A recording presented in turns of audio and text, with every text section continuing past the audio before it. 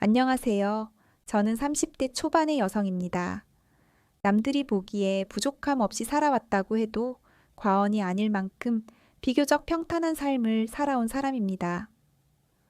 부유한 집안에서 태어나 부모님의 사랑을 듬뿍 받으며 자라났고, 어릴 때부터 늘 따뜻하고 안전한 환경 속에서 자랐기에 세상이 그렇게 험하다는 걸 체감하며 살 기회가 많지는 않았습니다.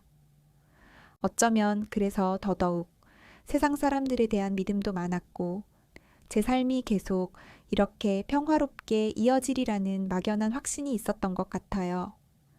중고등학교 시절에도 별다른 어려움 없이 착실하게 공부했고, 원하는 대학에 진학했고, 졸업 후에는 대기업 계열의 안정된 직장에 취업해 누가 봐도 괜찮은 커리어를 쌓으며 사회생활을 시작했습니다. 직장에서도 인간관계는 무난했고, 실수도 적고 상사에게 신뢰도 받았고요. 그렇게 남들 보기엔 인생이 참 잘 풀리는 사람처럼 보였을지도 몰라요. 워낙 성격이 무던한 편이었고, 겉으로 큰 감정을 잘 드러내지 않는 스타일이라 자연스럽게 맞선이나 소개 자리도 종종 들어왔습니다. 딱히 연애에 적극적인 편은 아니었지만, 주변 친척이나 부모님 지인분들이 이 사람은 정말 괜찮다며 한번 만나보라고 권할 때면 거절하지 않고 한 번쯤 만나보곤 했죠. 그중 한 자리가 바로 지금의 남편을 만난 자리였습니다. 기억나요. 조용한 카페에서 처음 마주 앉았을 때 그는 서글서글한 인상에 말도 잘하고 무엇보다 저를 참 편하게 대해줬어요. 당시에 전 남자를 많이 만나본 적도 없고 연애 경험도 거의 전무한 수준이었기 때문에 그런 다정한 태도가 낯설기도 했지만 은근히 설레기도 했죠. 무엇보다 그는 너무나 적극적이었습니다. 연락도 자주 하고 항상 먼저 만나자고 하고 작은 선물이나 문자 하나에도 정성이 묻어났거든요. 지금 돌이켜보면 그 모든 게 다 신호였던 건지도 모르겠어요. 그냥 제가 순진했던 걸까요? 하지만 그때는 정말 그 사람만 보면 기분이 좋았고 제 안에 어떤 낯선 감정이 꿈틀대는 걸 느꼈어요. 이 사람이라면 평생을 함께할 수 있을지도 모르겠다는 생각도 들었고요. 양가 집안에서도 서로 마음에 들어 했고 경제적으로나 인격적으로도 큰 결격 사유가 없다고 판단했기에 결혼 얘기는 자연스럽게 흘러갔습니다. 부모님은 든든히 지원해 주셨고 시댁 쪽도 크게 반대 없이 잘 진행되었어요. 예단이며 예물이며 식장까지 어느 하나 부족함 없이 채워졌고 전 그 모든 게 너무 감사하고 행복했습니다. 친구들이 부러워할 만큼 아름다운 드레스를 입고 축복 속에 결혼식을 올리던 그날 전 그 어떤 것도 부럽지 않았어요. 단 하나 마음속에 그 사람이 언제까지나 지금처럼만 나를 아껴주기를, 지금처럼 다정하고 성실하기를 바랄 뿐이었죠. 결혼 후에도 초반 몇 개월은 참 좋았어요. 서로 적응해가며 조심스럽게 일상을 함께 꾸려가고 서로의 다름을 발견하고 웃고 싸울 때도 있었지만 그마저도 금방 풀릴 수 있을 만큼 서로가 노력을 했어요. 저는 요리를 배우고 그 사람은 장을 봐오고 휴일이면 함께 근교로 드라이브도 다니며 부부라는 단어가 참 따뜻하다고 느꼈죠. 그런데 그 평온함이 조금씩 금이 가기 시작한 건 결혼한 지 1년이 지나면서부터였습니다. 뭔가가 이상했어요. 구체적으로 뭐라고 설명할 순 없지만 직감 같은 게 있었어요. 처음에는 그냥 제가 예민한가 보다, 결혼 생활이란 게 원래 이런가 보다 생각하며 넘겼죠. 하지만 어느 날 눈앞에서 드러난 한 가지 사실이 제 모든 믿음을 뒤흔들었어요.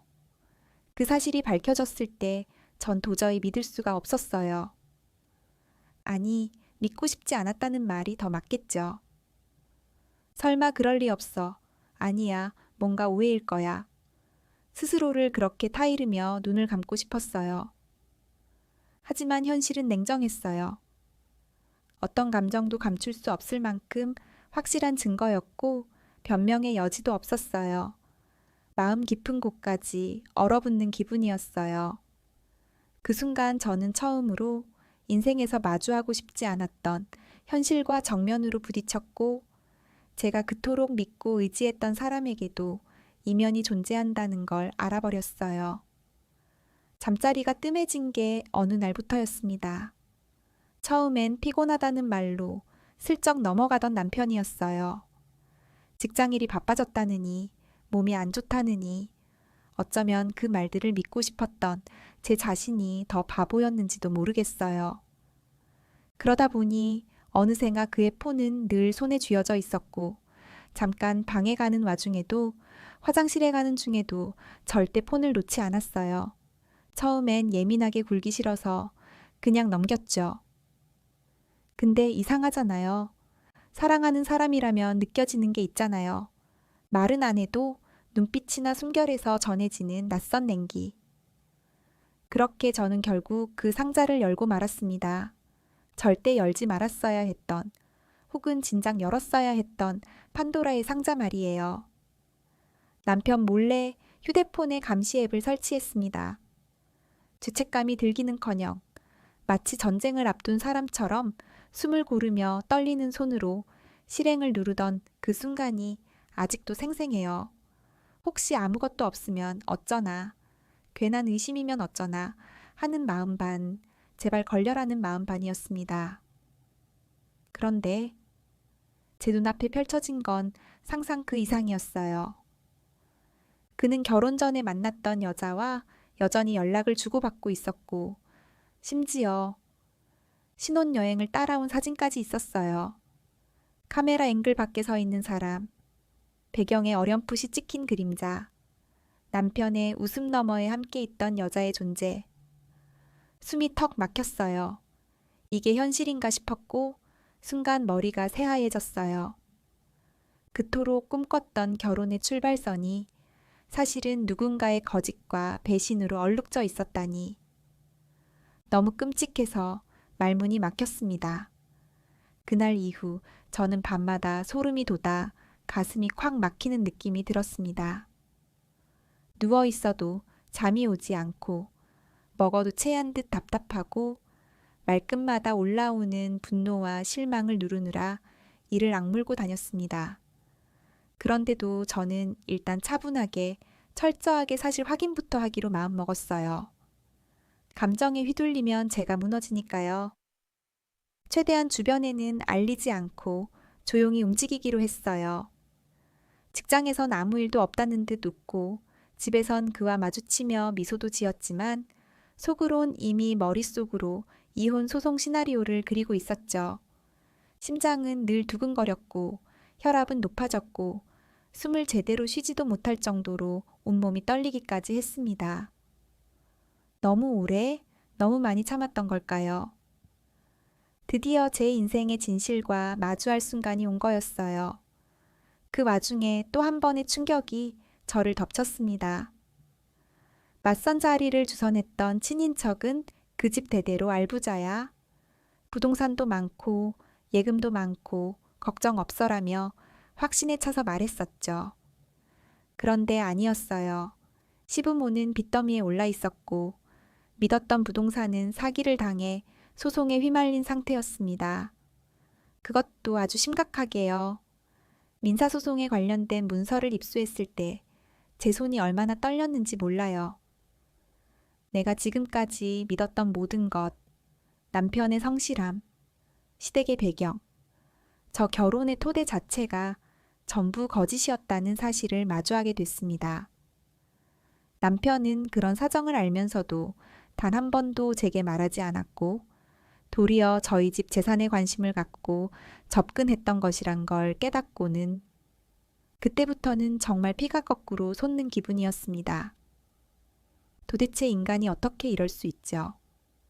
저에게는 한 번도 화내지 않고 다정하던 그 사람이 어떻게 이런 계산을 머릿속에 하고 있었는지 상상이 안 될 만큼 끔찍했어요.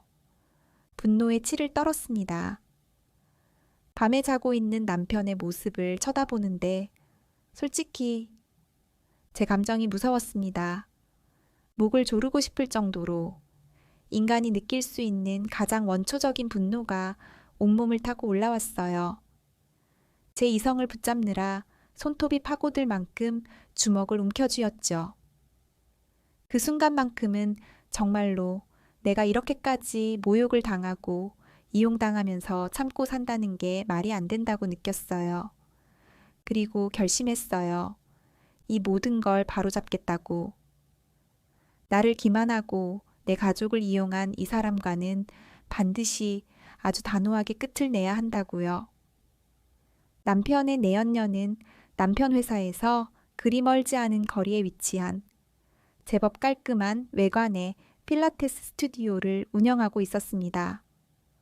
처음 그 사실을 알았을 땐 속이 뒤집히는 걸 참느라 이가 갈렸어요. 감정을 곧바로 드러내지 않기로 했습니다. 되려 모른 척 아무것도 모르는 일반 고객처럼 행동했죠. 머리를 묶고 옷차림을 다르게 하고 다른 이름과 다른 연락처로 회원 등록을 마쳤습니다. 내연녀는 아직 저를 알아보지 못했습니다. 아니, 설마 제가 직접 찾아올 거라곤 꿈에도 상상하지 못했겠죠. 그저 몸매나 가꾸러 오는 또 하나의 평범한 고객쯤으로 여긴 듯 했습니다.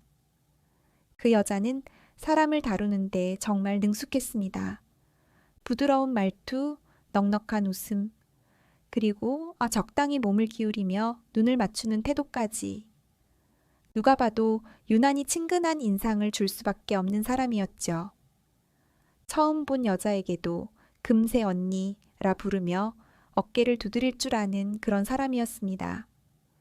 덕분에 스튜디오 회원들 대부분이 그녀에게 어느 정도 호감을 갖고 있었고, 그중 몇몇 남성 회원들은 명백히 다른 감정을 품고 있는 듯 보였습니다.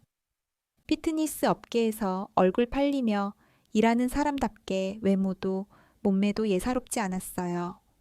30대 중반을 넘긴 나이라고는 믿기 어려울 만큼 탄탄한 근육과 매끈한 피부를 가졌고 운동복 사이로 드러나는 실루엣에는 자신감이 넘쳐 흘렀죠. 하지만 저는 그 표정, 그 말투, 그 손짓 하나하나를 적어도 3배는 더 날카롭게 관찰하고 있었습니다. 처음부터 그랬어요. 제 남편과 어떤 방식으로 얽혔는지, 어디까지 가고 있는지를 직접 눈으로 보고 체감하고 반드시 끝장을 보기 위해서였어요. 필라테스는 기구를 다루는 운동이라 자칫하면 부상을 입기도 쉽고 자세 하나만 틀어도 큰 문제가 생기죠. 무엇보다 흥미로웠던 건 그 스튜디오엔 CCTV가 없다는 점이었습니다. 민감한 신체 접촉이 필요한 수업 특성상 고객들의 불쾌감을 줄이기 위해 설치하지 않았다고는 하지만 동시에 무언가를 은폐하기엔 딱 좋은 환경이기도 했습니다. 저는 그 점을 명확히 기억해 두었습니다. 어디에 카메라가 없고 어느 타이밍에 그녀가 자주 자리를 비우는지, 어떤 회원과 어떤 태도를 보이는지 작은 것 하나도 흘려보내지 않았습니다. 몇 차례 수업을 들으며 그녀와 조금씩 친분을 쌓아갔습니다. 처음엔 인사를 나누고 몇 마디를 나누고 수업 뒤엔 잠깐 잡담을 하다 보니 어느 순간 자연스럽게 톡도 주고받고 있더군요. 그녀는 저를 전혀 의심하지 않았습니다. 외로워 보이는 싱글 여성, 부유해 보이는 손님, 성격 좋은 사람. 그쯤으로 인식한 것 같았습니다. 하루는 자신이 운영하는 곳이라 부담이 많다며 도와줄 수 있으면 도와달라는 식으로 말문을 열었습니다. 저는 흔쾌히 받아들였어요. 몇만 원, 몇십만 원 정도는 아무렇지 않게 건넸습니다. 그녀는 처음엔 극구사양했지만 이내 눈치 보며 또 요청하고 또 받아갔습니다. 급전이 급하게 필요하다고 할 땐 수표로도 건넸죠. 마치 큰 빚이라도 진 사람처럼 고맙다는 말을 되풀이하는 그녀를 보며 속으로 생각했어요. 유부남에게 마음 끌어 돈 뜯어내는 것도 쉽지 않았나 보다고. 표정은 웃고 있었지만 속으로는 서서히 그녀의 숨통을 조여가고 있다는 생각에 손끝이 서늘해졌습니다. 그녀는 알지 못했을 거예요. 눈앞에 서 있는 제가 남편의 아내라는 걸. 그 모든 사실을 알고서도 아무렇지 않은 척 그 옆에 붙어 있는 이 여자가 언제 이 판을 뒤엎어버릴지 모른다는 걸. 저도 사람인지라 흔들리는 순간들이 있었어요. 당장 그 자리에서 머리채를 잡고 당신 나 남편이랑 무슨 사이야? 라고 따져 묻고 싶은 충동도 많았어요. 하지만 그렇게 해서는 아무것도 얻을 수 없다는 걸 잘 알았죠. 제가 원하는 건 일시적인 감정의 분출이 아니라 완벽한 종결이었고 2번 다시 내 인생에서 이런 일이 반복되지 않도록 만드는 철저한 준비였습니다. 그래서 참았고 또 다짐했어요. 이 여자를 어떻게든 끝까지 끌고 가겠다. 뿌리까지 드러내 무너뜨리겠다고요. 3달이라는 시간은 길다면 길었고 짧다면 짧은 시간이었습니다. 하지만 저에게는 전쟁을 준비하는 시간처럼 느껴졌습니다. 매일매일 하루도 빠짐없이 계획을 다듬고 시나리오를 수정하며 혹시라도 빠진 구멍은 없는지 되새기고 또 되새겼습니다. 눈을 감고 수십 번, 수백 번을 상상했어요. 실패는 절대 용납할 수 없었기 때문에.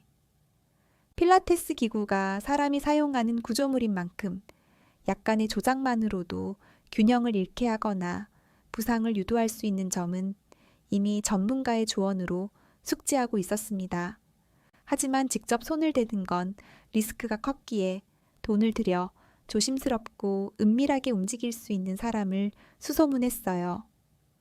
스튜디오 내부 구조를 그림으로 그려보고 사용 빈도가 높은 기구를 중심으로 타겟을 좁혀가면서요. 결정적인 날이 다가올 즈음 남편에겐 우리도 한번 제대로 여행 가보자며 은근슬쩍 제안을 했습니다. 사실 그와 따뜻한 시간을 보내고 싶다는 감정은 1도 없었습니다. 그저 그가 그녀의 전화를 받지 못하게 만들 필요가 있었고 그저 그녀의 곁에 없도록 일정과 시간을 꽉 채우는 게 목적이었죠. 숙소는 고급 풀빌라였고 분위기를 잡기엔 더할 나위 없었기에 그는 별 의심 없이 따라왔습니다. 이미 주스에 타둔 수면제는 테이블 위에 얌전히 놓여 있었고요. 전에는 단 한 번도 하지 않았던 과한 애정 표현에 그는 푹 젖었고 생각보다 쉽게 잠에 빠져들었습니다. 그대로 침대에 눕혀놓고 전 바깥 테라스 수영장으로 나가 고요한 물 위에 몸을 띄웠습니다. 그 고요함 속에서 멀리서 들려오는 사이렌 소리가 울려 퍼졌습니다. 여자의 스튜디오 쪽에서 일이 터졌다는 신호였죠. 한 고객이 기구를 사용하다가 골반과 척추를 동시에 다치는 큰 사고가 발생했고 현장은 아수라장이 되었습니다. 특히 VIP 회원 중 유명 셀럽으로 알려진 인플루언서가 그 피해자였기에 언론 보도는 순식간이었고 수사와 조사가 빠르게 진행됐습니다. 스튜디오의 원장이자 내연녀였던 그 여자는 당연히 법적 책임을 고스란히 지게 되었고 손해배상 청구는 그녀가 감당할 수 없는 수준까지 부풀어 올랐습니다. 그녀는 그때서야 저에게 다급히 연락해 왔습니다. 언니, 정말 급해서 그래요. 미안한데 이번만 도와주면 안 될까요? 라는 문자가 수십 통. 전화도 빗발쳤습니다. 이미 그녀는 제가 빌려준 5천만 원도 갚지 못한 상태였습니다. 그런데 이번엔 무려 1억 원을 더 빌려달라는 겁니다. 전 이번에도 친절하게 믿어주는 척 선선히 대답해줬어요. 그래요. 한번 생각해 볼게요. 어차피 친구잖아요. 라며 언제든 도와줄 수 있는 사람처럼 다정하게 굴었죠. 몇 날 며칠을 그렇게 끌다가 그녀가 마침내 돈을 받기로 한 날, 저는 조용히 그녀에게 말했습니다. 미안하지만 이젠 그만두려고요. 그 말 한마디에 그녀는 완전히 무너졌습니다. 바닥에 무릎을 꿇고 울면서 두 손을 빌며 제 다리를 붙잡고 늘어졌습니다. 제발요, 언니. 진짜 이번 한 번만. 저 진짜 이 자리까지 얼마나 힘들게 왔는데요. 제발 부탁이에요. 그녀가 울부짖던 그 순간 마치 연극의 클라이맥스처럼 문이 열렸고 남편이 숨을 헐떡이며 급히 걸쳐 입은 채로 방 안으로 들어왔습니다. 얼굴은 창백했고 눈은 휘둥그레졌고 입술은 벌어졌습니다. 그는 단 한마디도 하지 않았습니다. 그녀도 저도 그리고 그도 누구 하나 말하지 않아도 모든 상황이 무엇을 의미하는지 그 공간의 공기만으로도 충분히 느껴졌습니다. 이 세 사람의 악연이 어떻게 시작되어 어떤 결말을 향해 가고 있는지를 남편은 그 자리에서 말없이 뒤돌아섰고 그녀는 멍하니 그 뒷모습을 바라보았습니다. 저는 아무렇지 않은 얼굴로 조용히 자리에서 일어섰습니다. 끝내고 나오는 길 하늘이 정말 맑았어요. 햇빛도 바람도 그 어느 날보다 청명했죠. 세상은 아무 일 없다는 듯 흐르고 있었지만 저는 확실히 알 수 있었습니다. 이제야 드디어 지옥의 문이 닫혔다는 걸요. 당신이 큰 거 한 장 융통해줘요. 원장님이 많이 힘드신 것 같은데 말이죠. 후후. 그 순간 시간이 얼어붙은 것 같았어요. 그 자리를 나서는 동안 저는 아무렇지 않은 얼굴로 연기했지만 속은 천갈래 만갈래로 찢기고 있었습니다. 심장은 미친 듯이 뛰었고 손끝이 저리도록 감각이 사라졌어요. 발끝부터 머리까지 피가 솟구치는 것 같았고 온몸은 얼음장처럼 차가웠습니다. 제 자신이 너무도 낯설게 느껴졌고 제가 무슨 연극의 주인공처럼 연기를 하고 있다는 기분에 미쳐버릴 것만 같았습니다. 하지만 끝까지 들키면 안 되었습니다. 들키는 순간 이 모든 계획이 수포로 돌아가니까요. 사지가 부들부들 떨려오는데도 저는 정장을 추슬렀고 핸드백을 고쳐매고 하이힐의 소리를 일정하게 맞추며 그 자리를 빠져나왔습니다. 그런 저를 뒤쫓아 나오던 남편은 뒤늦게 상황을 직감했는지 한참 후에야 입을 열었습니다. 나 잘못했어. 진짜 미안해. 제발 한 번만 봐줘. 라고 읍소하듯 말하더군요. 하지만 그 말이 전혀 와닿지 않았습니다. 입술을 깨물며 그를 노려보다가 저는 참았던 손을 휘둘러 그의 뺨을 힘껏 내리쳤습니다. 그 소리는 저도 놀랄 만큼 컸습니다. 그리고 품 안에 있던 봉투를 꺼내어 준비해둔 사진들을 마치 눈보라처럼 그의 얼굴 위로 우수수 뿌려버렸습니다.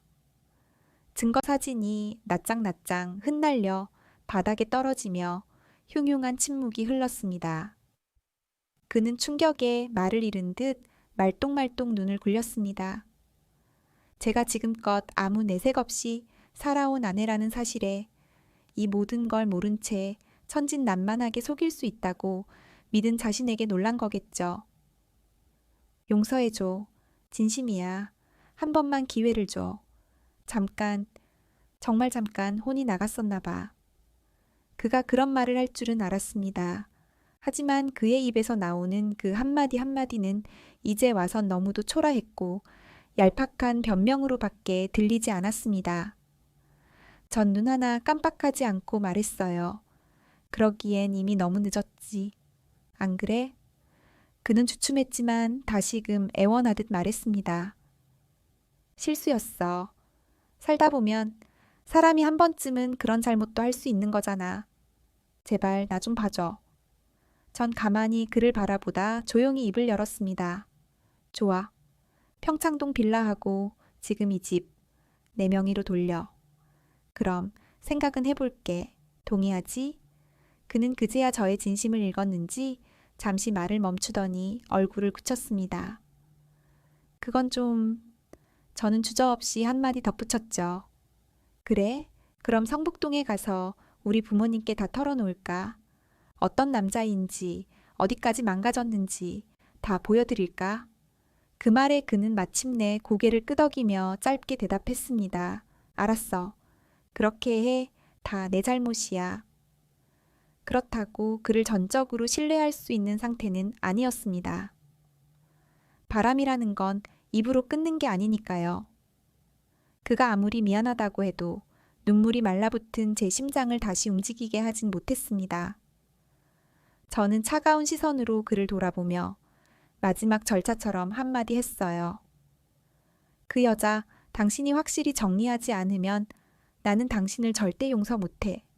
무슨 말인지 알지? 하지만 그 말을 믿지 않았습니다. 사람은 쉽게 바뀌지 않으니까요. 진짜 매듭을 지어야 할 곳은 따로 있었어요. 며칠 후 그녀를 다시 만났습니다. 이번엔 경찰서였습니다. 얼굴엔 화장기가 없었고 머리는 풀어헤쳐져 있었으며 수척해진 얼굴은 어느샌가 초췌하다 못해 안쓰러울 정도였습니다. 피해자 신분으로 조사를 받던 중이라 대기실 한켠에 앉아있던 그녀는 저를 보자마자 눈을 피했습니다. 언젠가 자신이 웃으며 저에게 인사를 건넸던 날이 있었죠. 요즘 허리 괜찮으세요, 언니? 라고 했던 그 입술이 이제는 굳게 다물려 있었습니다. 사고 피해자는 상해가 컸습니다. 골반 골절에 정신적 충격까지 더해져서 언론에서는 상류층 스캔들로 대서특필되었고 그녀는 모든 책임을 뒤집었었습니다. 아무리 동정심이 많다 해도 제 입장에서 그녀를 걱정할 이유는 없었습니다. 사실 세상 누구보다 큰 피해자는 저였으니까요. 내 가정을, 나의 인생을 철저하게 농락했던 그 대가를 이제는 조금씩 치르게 된 것일 뿐이니까요. 그 자리에 앉아 있는 그녀를 바라보며 저는 아무 말 없이 그냥 앉아 있었습니다. 마치 오래전부터 알았던 미래의 장면처럼요. 그녀는 결국 입을 열었습니다. 나 지금 지옥 같아요. 그래도 언니는 애들이라도 있잖아요. 사랑해주는 가족이라도 있고요. 난 지금 아무도 없어요. 그 말에 전 잠시 눈을 감았다 떴습니다. 그래, 그녀의 말이 맞았죠. 저는 비록 지옥을 통과했지만 적어도 아이들이 있었고 부모님이 있었고 내 선택을 후회하지 않을 정도의 미래가 아직 남아 있었으니까요. 그녀에게 마지막 말을 남기고 나왔습니다. 누구보다 너를 잘 알아. 왜 그런 선택을 했는지도. 근데 기억해. 모든 선택엔 대가가 있다는 걸. 미리 알고 온 거였죠. 익숙한 몸짓의 말투가 어쩐지 그녀가 바닥에 고개를 떨군 채로 쥐어짜듯 꺼낸 말이었습니다. 목소리는 갈라졌고 손가락은 덜덜 떨리고 있었죠. 순간 웃음이 났습니다.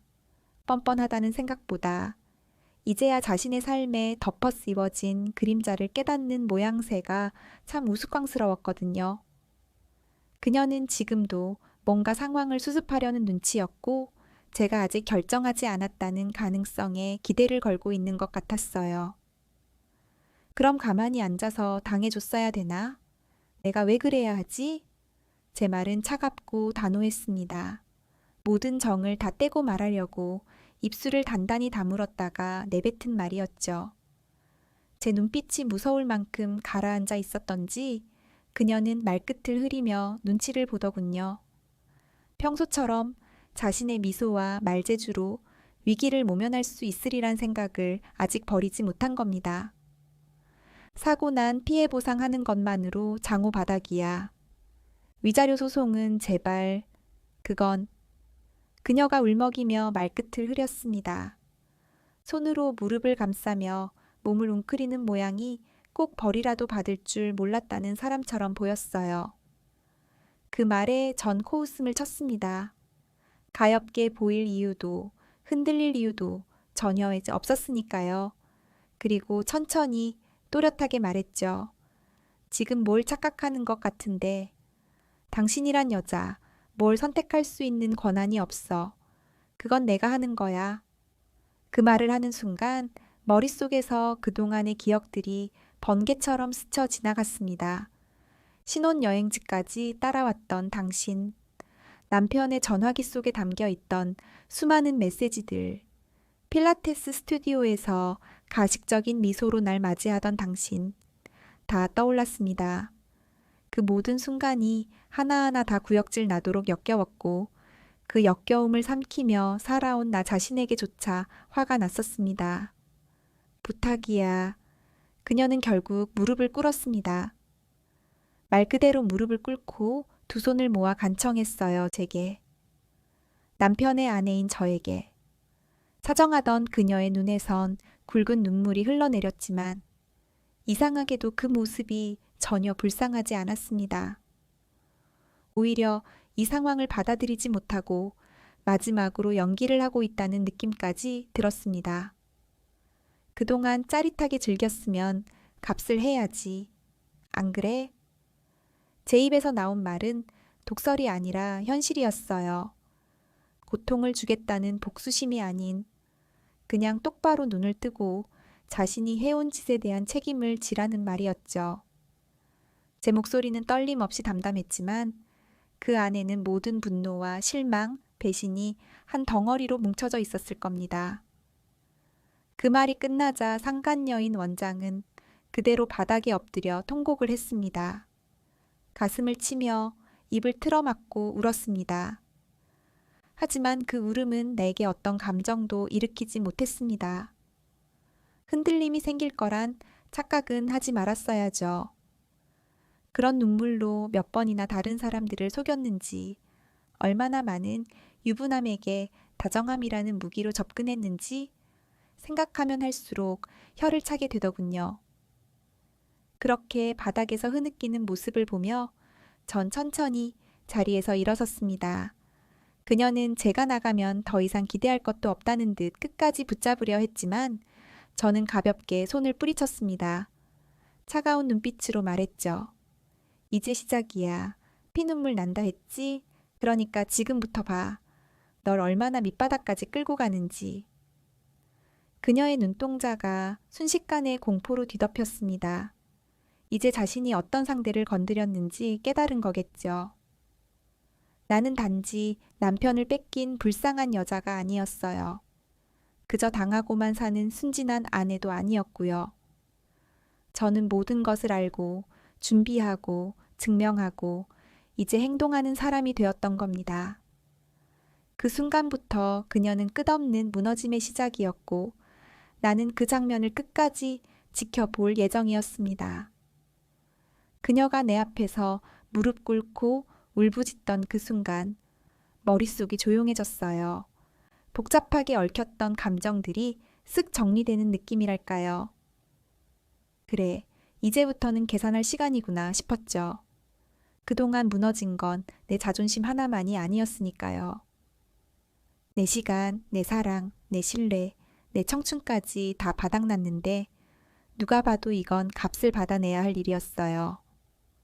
원장은 나를 보고는 손이 덜덜 떨리는지 가방을 제대로 못 닫고 있었고 남편은 방금 전까지 뺨 맞은 자리 얼얼한지 계속 뺨만 매만지고 있더군요. 그 꼴을 보는데 이상하게 안심이 됐어요. 두 사람 다 이제 내 손바닥 위에 있다는 확신이 들었거든요. 나는 그날 밤부터 본격적으로 움직이기 시작했어요. 우선 변호사에게 그동안 모아놨던 모든 자료 넘겼어요. 메시지 내역, 계좌 거래 내역, 사진, 호텔 예약 영수증, 심지어 둘이 나눈 쪽지도 스캔해서 전부요. 변호사는 말했죠. 이 정도면 상대방 숨도 못 쉴 겁니다.